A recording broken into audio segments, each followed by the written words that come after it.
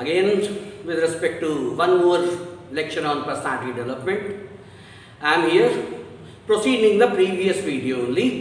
पिछले वीडियो में मैंने आपसे बात किया था कि इमोशनल कोशेंट क्या होता है और सक्सेसफुल होने के लिए इसकी कैसे ज़रूरत होती है, ज़्यादा ज़रूरत किसकी है।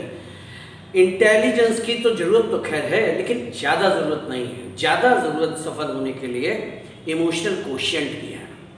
मीनिंग भी पिछले वीडियो में बता चुके हैं। अपनी भावनाओं पर नियंत्रण, अपने इमोशंस पर कंट्रोल, दूसरे के इमोशंस को honour. Who becomes leader, who becomes successful, वो सक्सेसफुल होता है जो लोगों को अपने साथ कनेक्ट कर लेता है। 3-4 पात्रों के एग्जाम्पल लेंगे। एक पौराणिक कथाओं से अपने आदर्श भगवान श्री राम, किस तरीके से उन्होंने इमोशंस को कनेक्ट करा, क्यों सारा समाज भगवान राम को पूजनीय मानता है। इमोशनल कोशेंट उनका बड़ा अच्छा था। इसके बाद बात करेंगे अपने महात्मा गांधी, उनका भी इमोशनल कोशेंट बहुत अच्छा था। एक छोटा सा एग्जाम्पल लेंगे बिल गेट्स के बारे में, उसका भी इमोशनल कोशेंट ज़्यादा अच्छा है। और फिर बात करेंगे अपने यशस्वी प्रधानमंत्री जी मोदी जी का, कि वो किस तरीके से इमोशनल कोशेंट का प्रयोग करते हैं, किस तरीके से। इससे आप सीख भी लेंगे कि हमें अपने व्यवहार को दिखाते वक्त किस तरीके से इमोशनल कोशेंट को यूज़ करते रहना है। पहले भगवान राम गुरुकुल से जब वो लौट करके आए तो आराम से, हम लोग को जब आराम मिलता है बहुत मेहनत करने के बाद, तो हम लोग क्या चाहते हैं, आप पढ़े रहो। घर पहुँचे नहीं कि एसी बटन पहले ही ऑन कर दें। और कभी कभी तो ये होता है कि पहले ही फ़ोन करके बोल दो, भैया आ रहे हैं एसी हमारे कमरे को ऑन कर देना, पहले से ठंडा मिले। लेकिन भगवान राम जब गुरुकुल से लौट करके राजभवन में आए और थोड़े ही दिन में विश्वामित्र जी आ गए और उनका कि हम ऋषियों को परेशान करने के लिए राक्षस बहुत प्रयत्न कर रहे हैं, जिससे हम लोग पूजा पाठ नहीं कर पाते। उन राक्षसों को मारने के लिए अपने पुत्रों को कुछ समय के लिए भेज दीजिए। राजा दशरथ को भगवान राम से बहुत प्रेम था, वो राजी नहीं हो रहे थे। तो भगवान राम ने तुरंत कहा, नहीं पिताजी, क्षत्रियों का ये धर्म है कि वो ऋषियों की रक्षा करें। कार्य ही यही है, मैं पैदा ही इसीलिए हुआ हूँ क्षत्रिय के रूप में, मुझे ऋषियों की मदद करनी होगी, मुझे जाने की आज्ञा प्रदान करें। जितने ऋषि थे सबकी भावनाएं अभिभूत हो गई। क्या राजा है, क्या राजकुमार है, राजभवन के सारे वैभव छोड़ करके जंगल जंगल चलेगा, क्यों? क्योंकि उसे हमारी रक्षा करनी है। इमोशनल क्वेश्चन देखिए, लौट करके आए, राजा बनने वाले थे अगले दिन, तब तक केकी माता ने बुलवा लिया, आपके पिता चाहते हैं कि आप 14 वर्ष के लिए वनवास जाएं। भूल रहे हैं दशरथ जी खुद ही, नहीं मैं नहीं चाहता, मैं नहीं चाहता। तो केकी ने कहा कि इन्होंने मुझसे वादा किया था कि मैं 3 वचन मांगूंगी तो आप पूरा करेंगे, मैंने आज इनसे वचन मांगा है। तो श्री राम ने दशरथ जी से क्या कहा, पिताजी मुझे जाने दीजिए, अपने वचन को बचाए रखिए। रघुपत रीत सदा चली आई, प्राण जाए पर वचन न जाए। और ये कह करके वो बाहर आ गए। जैसे ही बाहर निकले तो बड़े आराम से फिर कौशल्या माता को लगा कि बच्चे की भावनाएं बहुत आहत होंगी, राजा बनने वाला था, जा रहा जंगल। तो पूछा क्या हुआ, तो उन्होंने अपनी भावनाओं को नियंत्रित रखा और माता कौशल्या की भावनाएं आहत ना हो। माँ है आखिर, बेटे के कष्ट से माँ को कष्ट पहुँचता है। आहत ना हो तो क्या कहा, पिता देहु मोहि कानन राजा, वहाँ होई मोरे सब बड़ काजा। और इस तरीके से वो चल दिए। इमोशंस। अब आप बताइए, समाज में जब ये खबर आएगी कि एक ऐसा बेटा है जो पिता के कहने मात्र से राजा बनने वाला था, जंगल चला गया, तो आपको नहीं लगता कि वो सारा जनमानस जो है वो क्या समझेगा? वो ये मानेगा, काश ये मेरा पुत्र होता, ऐसा मेरा पुत्र होता। एक भाई दूसरे भाई के लिए राजभवन छोड़ दिया, राजपाट छोड़ दिए और उसकी खिलाऊं लेकर के काम करते रहे। कौन ऐसा भाई नहीं चाहता? सारे भाइयों को लगा काश ये मेरा भाई होता।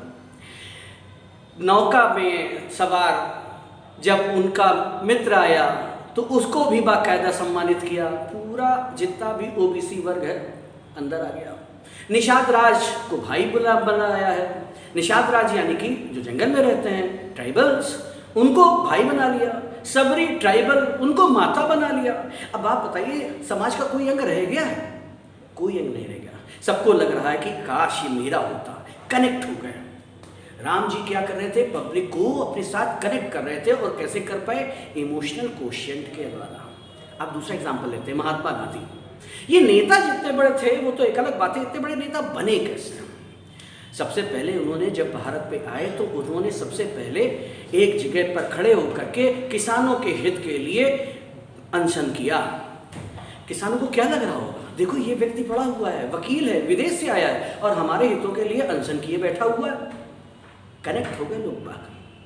जब नमक कानून को तोड़ने के लिए इन्होंने अपनी यात्रा शुरू की तो ये चाहते तो वहां तक रेल से भी जा सकते थे, लेकिन नहीं, इन्होंने पैदल मार्ग चुना। लगभग 18 दिन पैदल यात्रा की है। 18 दिन पैदल यात्रा की है। 18 दिन क्यों की? क्योंकि उस समय फेसबुक नहीं चलता था, व्हाट्सएप नहीं चलता था, सूचना प्रचार प्रसार में बहुत टाइम लगता था, अखबार छपता था लेकिन लिटरेसी रेट बड़ा कम था। तो ये सिर्फ मुंह से मुंह तक जा पाएगी खबर, भावनाओं को समझा उन्होंने। अब ये पैदल चल रहा है और देखिए साहब, लोगों को क्या लगा, एक व्यक्ति 18 दिन से पैदल चल रहा है तो मैं क्यों नहीं? क्या मैं देश के लिए इतना नहीं कर सकता? लोग कनेक्ट हो रहे हैं देश से। क्यों कनेक्ट हो रहे हैं? बीच में महात्मा गांधी इनको कनेक्ट करवा रहे हैं। और विश्वास मानिए, महात्मा गांधी जब समुद्र के तट पर नमक का कानून तोड़ने के लिए पहुंचे थे तो 2 समुद्र दिख रहे थे। एक तरफ हिलोरे खाता हुआ जल से भरा हुआ समुद्र और पीछे दूसरी तरफ जनमानस में उत्साह की हिलोरे लिए हुए लोगों का समुद्र। फीलिंग सोचिए, जो आदमी लोग वहां मूवमेंट पे खड़े हुए थे, सामने पुलिस वाले 100 खड़े हुए हैं, जैसे ही 10 लोग आगे आते हैं उनको लाठियां पड़ती हैं, बगल की कुछ महिलाएं उनको हटाती हैं, अगले फिर 10 चले जाते हैं। प्रेरणा सोचिए, सुबह से खड़े हुए लाइन में, क्यों? दोपहर तक मेरा नंबर आएगा तब मुझे लाठी खानी है, और अडिग है, अविचल है, रुके हुए हैं। ये प्रेरणा कहाँ से मिल रही है? लोग बाग गांधी जी से कनेक्टेड हैं, वो बार बार कनेक्ट करते रहे। मजाक मत समझिएगा, मैं किसी का व्यंग बनाना पसंद नहीं करता हूँ, लेकिन फिर भी समझने की कोशिश कीजिएगा कि राहुल गांधी भी इस समय एक यात्रा कर रहे हैं, भारत जोड़ो यात्रा। 18 दिन से केरल से बाहर नहीं निकल पाए। 18 दिन हो गए हैं लगभग, आज की तारीख में 19वां दिन होगा शायद, केरल से बाहर नहीं निकल रहे। अभी बोरिंग हो गया है। पूरे भारत के लोग अगर उनका इंतजार कर भी रहे थे तो 18 दिन में ये खबर इतनी बासी हो गई। वो भी 18 दिन तो ये भी 18 दिन है, लेकिन आज का युग अलग है। आज व्हाट्सएप में मैसेज फटाफट बढ़ता है। एक खबर फैलने में, एक खबर शेयर होने में, उसके व्यूज बढ़ने में 24 घंटे का समय होता है, लाखों लाख व्यूज आ जाते हैं।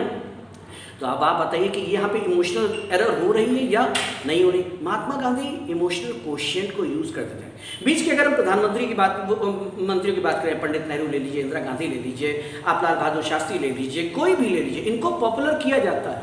इन सब के नाम पर इमारतें खड़ी गई हैं। राजीव गांधी इंटरनेशनल स्टेडियम, राहुल गांधी ये, इंदिरा गांधी यूनिवर्सिटी, इंदिरा गांधी एयरपोर्ट, इंदिरा गांधी वो, इंदिरा भारत राजीव पुरस्कार, मेधा पुरस्कार, सब इनके नाम पर है। क्योंकि इनको जोड़ने का प्रयास किया जा रहा है, लेकिन ये पब्लिक से कनेक्ट नहीं हो पा रहे। कनेक्ट कौन हुआ है? अगर ये सब लोग ग्रेस मार्क्स से इमोशनल क्वोशिएंट में पास हुए हैं तो महात्मा हमारे यशस्वी प्रधानमंत्री जी इसके टॉपर हैं, गोल्ड मेडलिस्ट हैं, गजब कनेक्ट करते हैं। एग्जाम्पल समझने की कोशिश कीजिए, ध्यान से देखिएगा। वो जहाँ पर स्पीच देने जाते हैं, जहाँ कहीं भी स्पीच देने जाते हैं, कहते हैं मेरा तो यहीं पैदा होने का मन था, बाई चांस गुजरात में पैदा हो गया। लोगों को लगे कि मैं आप ही के बीच से आया हूँ। बनारस में जब चुनाव लड़ने गए, काफी पुरानी घटना हो गई है सांसद के, तो उन्होंने कहा क्या मुझे माँ गंगे ने बुलाया है। गंगा बनारस के लिए 80% लोगों का घर गंगा जी से चलता है या फिर वहां शिव मंदिर से चलता है। वहां के लोग कनेक्टेड है गंगा से। तो मोदी जी ने अपने आप को किससे कनेक्ट किया? गंगा से। और गंगा से कनेक्ट हो गए तो किससे कनेक्ट हो गए? सबसे कनेक्ट हो गए। एक बार की घटना है, ओबामा है, ओबामा इंडिया में है और गुजरात में है, लोगों से मिल रहे थे, भारतीयों से। तो ओबामा ने कैसे कहना शुरू किया? Obama started his speech by saying केम छो। इंग्लिश मैन है, प्रोनाउंसिएशन नहीं बोल पाया, लेकिन उसने गुजराती भाषा में बोलने की कोशिश की। लोगों को लगे लोकल लौंडा है, बगल वाली गली से आया है, कनेक्ट हो जाओ उससे। हाउडी मोदी में अमेरिका जाकर के जब मोदी जी ने स्पीच देनी शुरू की तो वहां सारे एनआरआईज थे। मोदी जी तय नहीं कर पा रहे थे कि बंगाल से, कि यूपी से, कि कहाँ से। ये तो पूरे भारतवर्ष है, पूरे देश से। 12 भाषाओं में मोदी जी ने नमस्ते किया है, 12 अलग अलग भाषाओं में। तुम बंगाली हो तो हम तुम्हारी बंगाली, तुम गुजराती हो हम तुम्हारे गुजराती, तुम कर्नाटक से आ रहे हो हम वही, और तुम बिहार से आ रहे हो तो हम वही हैं जो तुम हो। पूरी स्पीच को सुनिए, कभी भी आप स्पीच सुनेंगे। मेरे प्यारे देशवासियों, मित्रों, फिर 2-3 लाइनें हैं, भाइयों बहनों। ये क्या कर रहा है? ये अपने आप को कनेक्ट करता है। ये अपने आप को कनेक्ट कर रहे हैं, अपने आप को कनेक्ट कर रहे हैं। कनेक्ट तब होगा जब हम सामने वाले की फीलिंग को समझेंगे और ऑनर करेंगे। इनकी स्पीच की एक और खासियत है, जब भी जाते हैं कहीं पर स्पीच देने के लिए, वहाँ की लोकल प्रॉब्लम्स को एड्रेस करते हैं। अगर वो कानपुर में आएंगे तो मिलों की बात करेंगे, गंगा के घाटों की बात करेंगे। अगर वो कहीं और जा रहे होंगे, कहीं पे सूती कपड़े का व्यापार है तो वहाँ पे बात करेंगे। मिल में काम करना ज़्यादा है तो मिलों के कर्मचारियों के बारे में बात करेंगे। अंदाजा लगाइए, ये इमोशंस को ऑनर करने के लिए कुंभ के जितने भी सफाई कर्मचारी थे उनके पैर तक धो देता है और उसके वीडियो भी बना करके न्यूज़ में आ जाता है। ये जिस जगह जाते हैं, ये जिस जगह भी जाते हैं वहाँ का वेश धारण कर लेते हैं, वहाँ की टोपी पहन लेते हैं, वहाँ का वो ऊपर कर लेते हैं। एक टोपी छोड़ के मोदी जी ने शायद हिंदुस्तान की सारी टोपियाँ पहनी होंगी। क्यों? लोकल लगना है, हमें लोकल लोगों से कनेक्ट होना है। शिवालय में जाकर के पूजन अर्चन करते हैं, भस्म लगाते हैं, कुंभ में जाके गंगा नहा लेते हैं, केदारनाथ में जाकर के कंदराओं में बीच में बैठ करके तपस्या कर लेते हैं, कनेक्ट होते हैं। और जब हम लोग कनेक्ट हो गए ना तो फिर वही बात है, जो तुमको हो पसंद हम वही बात कहेंगे। तुम दिन को कहो रात तो हम रात कहेंगे। तुम कहोगे कि थाली बजाओ ताली बजाओ, कोरोना भागेगा इससे हम मानेंगे। तुम एक दिन कहते हो कि जनता कर्फ्यू लगाया दो, सब खुद ही बैठ जाते हैं घर में, किसी को कोई पुलिस फोर्स नहीं लगाना पड़ता, सब खुद घर में बैठ जाते हैं। आप जो कहते हैं सब करते हैं। क्लास याद रखिएगा, मोदी जी का एक और एग्जांपल ले सकता हूँ, वो बहुत इंपॉर्टेंट है। इमोशनल क्वोशिएंट अगर आपका अच्छा हो गया तो आप जल्दीबाजी में कोई काम नहीं करेंगे, प्रॉपर टाइम देंगे, प्रॉपर टाइम। जल्दबाजी का काम शैतान का काम होता है। ये इमोशनली क्वोशिएंट उसका अच्छा नहीं है। कश्मीर को बाकायदा यूनियन टेरिटरी बनाने का निर्णय सुनाने से पहले 1 महीने पहले से पूरे देश की सेनाओं की छोटी छोटी टुकड़ियां कश्मीर में सेटल होने लगी थी। लोगों को समझ में नहीं आ रहा था ये सेना क्यों आ रही है, कुछ अलग अलग डाउट थे, लेकिन इतना बड़ा निर्णय हो जाएगा ये पता नहीं था। लेकिन पूरी तैयारी की। पुलवामा के बाद, उरी के बाद जो पाकिस्तान को अटैक देना है, मैंने कहा हर एक की फीलिंग को ऑनर नहीं करना है, किसी को मारना है तो मारने की भी नौबत आनी चाहिए। आप पुलवामा करेंगे, आप उरी करेंगे, हम फ्लाइट से लेकर जा करके आपको मारेंगे भी पकड़ करके। क्यों? क्योंकि हमारा इमोशनल क्वोशिएंट अच्छा है। चाइना के बॉर्डर पर खड़े खड़े 1.25 साल सेनाएं खड़ी रही, ना चाइना बढ़ पा रहा था ना इंडिया बढ़ पा रहा था।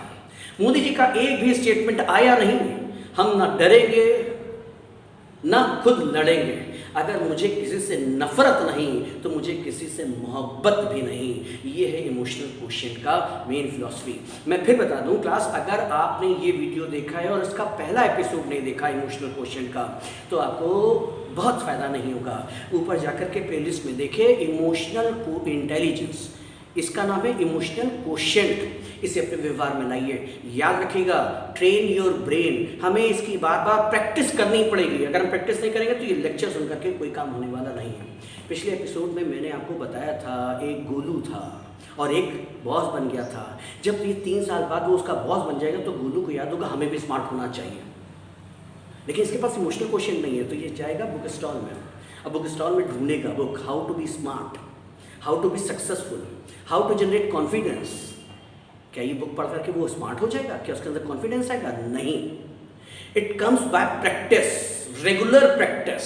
आप अपने इमोशंस को मैनेज तभी कर पाएंगे जब बचपन से कर रहे हैं। अगर आप सबमिसिव हैं तो सबमिसिव ही रहेंगे। अगर आप इंटरैक्टिव हैं तो इंटरैक्टिव प्रैक्टिस करने से होंगे। अगर आप पे इनिशिएटिव आना है तो इनिशिएटिव आएगा तभी जब आप प्रैक्टिस करेंगे। वीडियो देखने के लिए बहुत बहुत शुक्रिया। अगर आपको लगता है कि ये वीडियो आपके लिए, चाहे आप छात्र हैं, चाहे किसी संगठन में काम करते हैं, चाहे आप घर में हैं, कहीं पर भी हैं, सामाजिक जीवन यदि जी रहे हैं तो इमोशनल क्वोशिएंट अच्छा होना चाहिए। उस तक ये वीडियो भेजिए, शेयर कीजिए, लाइक कीजिए। वीडियो को में अंत तक बने रहने के लिए बहुत बहुत शुक्रिया। धन्यवाद।